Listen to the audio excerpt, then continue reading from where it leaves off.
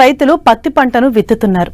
ముఖ్యంగా తేలికపాటి భూములు, ఎర్రగరప నేలల్లో పత్తి సాగు చేపట్టే రైతులు కూలీల సమస్య, గులాబీ రంగు పురుగుల సమస్యను అధిగమించేందుకు అధిక సాంద్రత పద్ధతిని చేపట్టాలంటున్నారు శాస్త్రవేత్తలు. ఈ వినూత్న పద్ధతిలో పత్తి సాగు చేయటం వల్ల పెట్టుబడులు తగ్గటమే కాకుండా గులాబీ రంగు పురుగును నియంత్రించి అధిక దిగుబడులు పొందటానికి ఆస్కారం ఉంటుందని సాగు వివరాలు తెలియజేస్తున్నారు Malyala KVK programme coordinator Malathi.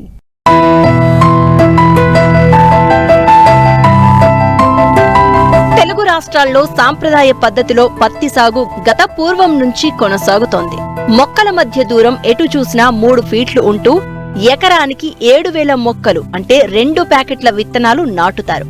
మొక్కకు మొక్కకు మధ్య ఎడం ఉంటుంది. తేలికపాటి భూములు, ఎర్ర నేలలు, చెలక నేలల్లో పత్తి 6 నుంచి 7 క్వింటాళ్ల దిగుబడి వస్తూ ఉండగా రేగడి నేలల్లో 10 నుంచి 12 క్వింటాళ్ల దిగుబడి వస్తుంది. జనవరి, ఫిబ్రవరి వరకు ఈ పంటకాలం ఉండడంతో గులాబీ రంగు పురుగు కూడా ఉధృతంగా ఆశించి పంటను దెబ్బతీస్తుంది. దీంతో భారీగా రైతులు నష్టపోవాల్సిన పరిస్థితి. కాబట్టి అధిక సాంద్రత పద్ధతిలో పత్తి పంట సాగు చేయడం వలన ఎక్కువ కాయలు కాయడం, అధిక దిగుబడి సాధించడానికి ఆస్కారం ఉంటుంది. రెండో పంటను కూడా వేసుకునే అవకాశం ఉండడంతో రైతులు ఆర్థిక పుష్టిని సాధించవచ్చని హైడెన్సిటీ పత్తి సాగు వివరాలను తెలియజేస్తున్నారు మహబూబాబాద్ జిల్లా Malyala KVK programme coordinator Malathi. Mahabubabad జిల్లాలో చూసుకున్నట్లయితే పత్తిని ఎక్కువ శాతము షాలో సాయిల్స్ అంటే తేలికపాటి చిలక భూముల్లో కూడా సాగు చేస్తూ ఉంటారు. కాబట్టి ఇలాంటి రైతులకి ఏంటంటే ఒక వినూత్నమైనటువంటి పద్ధతి, అధిక సాంద్రత పద్ధతిలో పత్తిని సాగు చేయడం అనేది. ముఖ్యంగా మన దేశవ్యాప్తంగా చూసుకున్న 60% మంది పత్తిని సాగు చేసేటువంటి రైతులు 60% మంది తేలికపాటి భూముల్లో పత్తిని సాగు చేస్తూ ఉంటారు. మామూలుగా సాధారణంగా పత్తి నల్లరేగడి భూముల్లో సాగు చేస్తే దిగుబడి బాగా వస్తుంది. అదే తేలికపాటి భూముల్లో కనుక సాగు చేసినట్లయితే, వర్షాధారంగా సాగు చేసినట్లయితే కూడా దిగుబడి గణనీయంగా తగ్గుతుంది.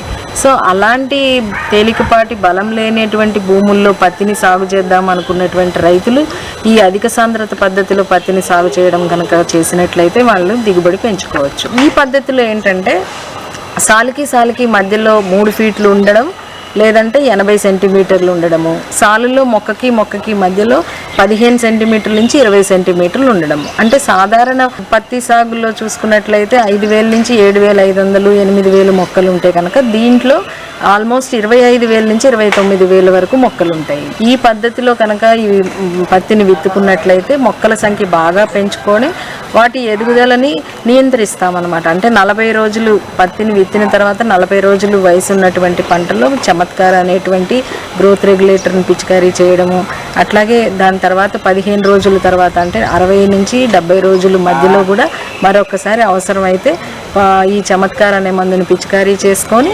పత్తి ఎదుగుదల అనేది నియంత్రించడంతో తర్వాత పూత కాత అనేది ఒకేసారి రావడము, తద్వారా ఏంటంటే పత్తినంతా కూడా కాయలన్నీ ఒకటేసారి పూతకి రావడము, కాయలన్నీ ఒకటేసారి పగలడము, పత్తి అంతా ఒకటేసారి పక్వానికి రావడము, ఏరడము జరుగుతుంది. దీంతో ఏంటంటే పత్తిని దీపావళి టైం కల్లా మనం కంప్లీట్ చేసుకోవచ్చు. ఈ పద్ధతి వల్ల కలిగేటువంటి లాభాలు ఏంటంటే రాను కూలీల కొరత ఎక్కువ అవుతుంది. కాబట్టి ఆ కూలీల కొరతని అధిగమించడానికి పత్తి అంతా కూడా ఒకేసారి కనుక ఏరేటువంటి ప్రక్రియ కనుక మనం చేపడితే ఈ మెషిన్ల ద్వారా పత్తిని ఏరడానికి కుదురుతుంది. అలాగే కూలీల సమస్యను అధిగమించవచ్చు.